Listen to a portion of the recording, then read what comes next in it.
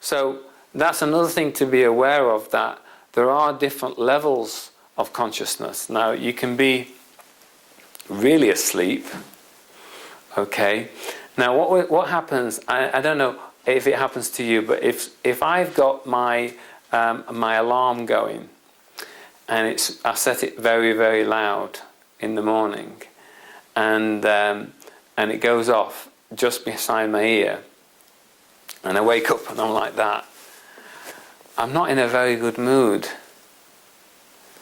If someone shakes you like that when you've been sleeping or you're very relaxed, you're not going to be in a very good mood. So your mood is dependent almost on how you wake, often depending on how you wake up. Because has anybody got up in the morning and you get up and one morning you feel absolutely wonderful. Oh, it's a really nice day, I feel fantastic, you know. Nothing particularly special about that day, you just feel good. And then on other days you wake up and and it's like you completely, nothing happened. It's not like something bad's happened. It's exactly the same day as it happened as yesterday. Nothing bad's happened to you. Everything's exactly the same. Yet one day you wake up in a really good mood, and the other day you wake up in a really bad mood. Well, why? Why? Why would you be in a bad mood when you woke up? Because stuff has been happening while you've been asleep. While you've been asleep, you've been going through loads of emotions. You may not remember it, but those emotions, that state of whatever the state was that you were having in your dream, that's been carrying forward to the day, to that particular day. So you're actually almost you're daily exposed to your emotional state in the morning is almost dependent on what kind of dream you had last night. And it wasn't real. So that's really important to understand. So what can we do with all this information? What can we do with it all? Okay, now there's different therapies and different systems, and one of them is called NLP. In NLP, what they do is they can tell if you're lying by the way your eyes move. So it's really good if you're an interrogator and you want to check if someone's lying to you, because people move their eyes depending on what they're thinking about. So if I ask you to think, imagine a pink elephant now. Just imagine a pink elephant. Just visualize a pink elephant. Okay, you'll notice that your eyes moved in a particular direction. Okay, you were looking at me, and then you slightly, so where's the pink elephant, right? And you were sort of trying to find the pink elephant in your head. Right? If I say to you, imagine what your mother looks like. Imagine what your mother looks like. Okay, you're probably looking in a slightly different place in your mind. Your eyes will be moving in a slightly different place. If I ask you to imagine doing something, if I say, imagine that you've just been given a box of cookies, a big box of cookies, a massive box of cookies, and you're thinking about eating them. Okay. Your eyes you may start thinking, your eyes first of all will move in a particular direction to imagine the box of cookies, and then they'll move again to imagine the taste of the cookies, and then they'll move again to when you realize that you've eaten too many cookies. So you almost your eyes, they say the eyes are the windows to the soul, but in a way that they're not the windows to the soul, but they're definitely the windows to the mind. So your eyes move to places according to where you keep the information in your head. Okay, I just want you to try and exercise. This is a kind of an awareness exercise. Just sit down, relax with both your hands to the side of you. Okay. Now, what I'm going to ask you to do is scan your body with your mind.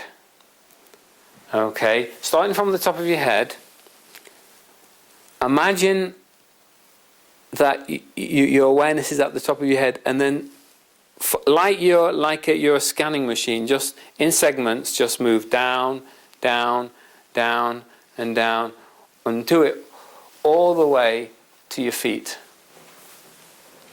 And while you're doing it, I want you to try to become aware of areas which you find difficult to be aware of. So if you say doing this and you're having trouble being aware of a particular side of your body or anything like that, just allow yourself to be aware of what that is, where the problems are, in the sense of where you're not able to become aware.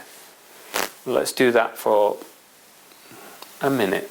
Do it for a minute. So keep scanning, scanning, scanning, scanning. Imagine you're a scanner, slicing, slicing, slicing, slicing all the way down.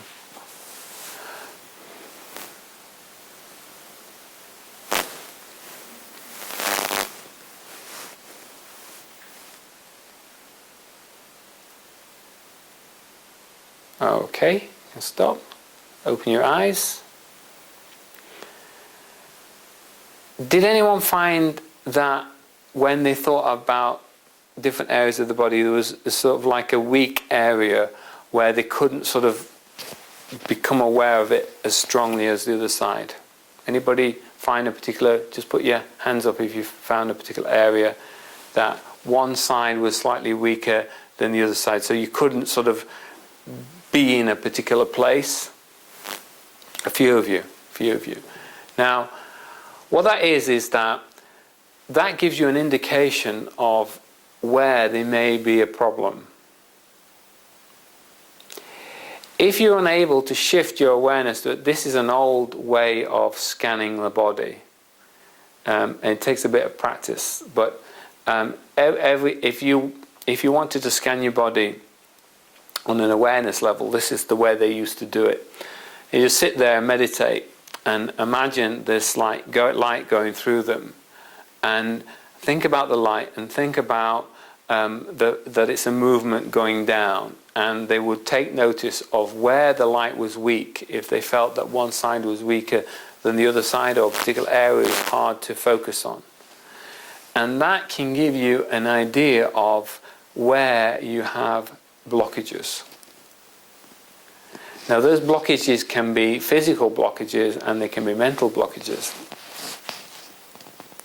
because your ability to become aware of different points around your body actually indicate the same places in your mind. So you didn't physically go through those segments in your body, you did it in your mind. So where there's a problem in your mind, there's a blockage in your mind, you'll find it difficult to be totally aware in that particular place. So let's say you're doing this scan and you find it difficult to be aware of somewhere around here. That means that in your mind there could be a blockage over here.